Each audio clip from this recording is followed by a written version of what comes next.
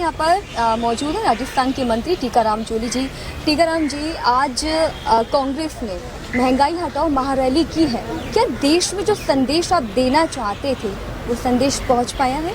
निश्चित तौर पर आज जिस प्रकार से रैली हुई है, लोगों की भीड़ जो उमड़ के पड़ी है चारों तरफ से, आप देखिए मैदान छोटा पड़ गया। जितने लोग अंदर थे उससे कई गुना ज़्यादा लोग बाहर थे और सब लोगों के अंदर जिस प्रकार से उत्साह था रैली को लेके और बीजेपी के प्रति जो एक मैं समझता हूँ आक्रोश है वो जनता ने यहाँ पे प्रस्तुत किया है। और जिस प्रकार लगातार महंगाई बढ़ती जा रही है, रोजाना की जो ज़रूरतों के सामान हैं उनके रेट बढ़ते जा रहे हैं।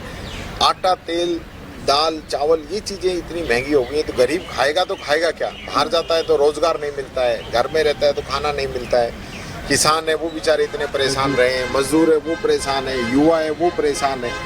लेकिन सिर्फ एक इस प्रकार का आवरण रचा हुआ है वो सब जनता के सामने आ चुका है, क्योंकि जीडीपी जो है वो लगातार गिरती जा रही है, बेरोजगारी जो है वो लगातार बढ़ती जा रही है। तो मैं समझता हूँ इनने जो अपने लोगों को फ़ायदा पहुँचाया है, कर्जे माफ़ किए हैं तो उद्योगपति मित्रों के माफ़ किए हैं। और सबसे महत्वपूर्ण बात यह है कि अडानी और अंबानी जो दो लोग इनके मित्र हैं उनको लगातार बढ़ोतरी मिल रही है, उनका बिजनेस बढ़ता जा रहा है, लेकिन आम जनता की जो जेब है वो ढीली होती जा रही है। तो मैं तो यही मीडिया के माध्यम से पूछना चाहता हूँ बीजेपी से कि वो बताएं कि पिछले 8 सालों में किन की संपत्ति बढ़ी है, किन की प्रॉपर्टी बढ़ी है और गरीब को कितना इन्होंने बीपीएल से बाहर निकाला है या समृद्ध बनाया है।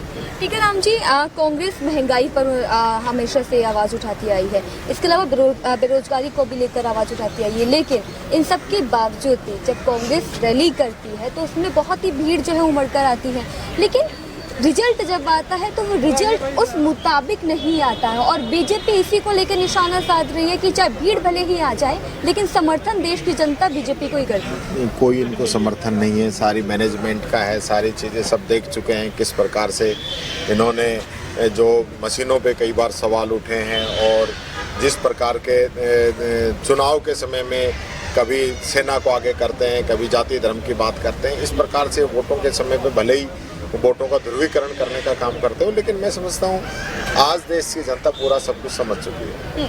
एक आखिरी सवाल आपसे लेना चाहूँगी।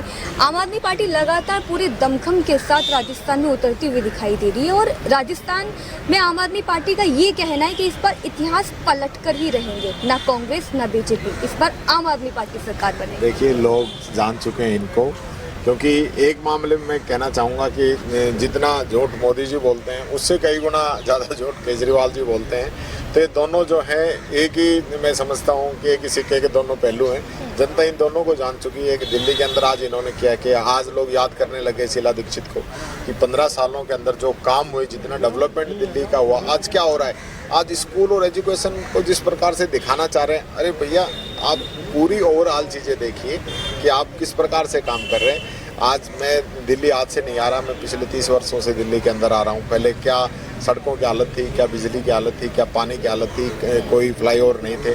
आज सारे फ्लाईओवर, इतना विकास दिल्ली का हुआ है जितना कभी भी नहीं हुआ। आज ये लोग सिर्फ दिखावा कर रहे हैं, हवाई बातें कर रहे हैं। चलिए, धन्यवाद हमसे बातचीत करने के लिए। तो ये थे मेरे साथ राजस्थान के मंत्री टीकाराम जूली। कैमरा पर्सन रेहान के साथ ज्योति सिंह, A1 TV, दिल्ली।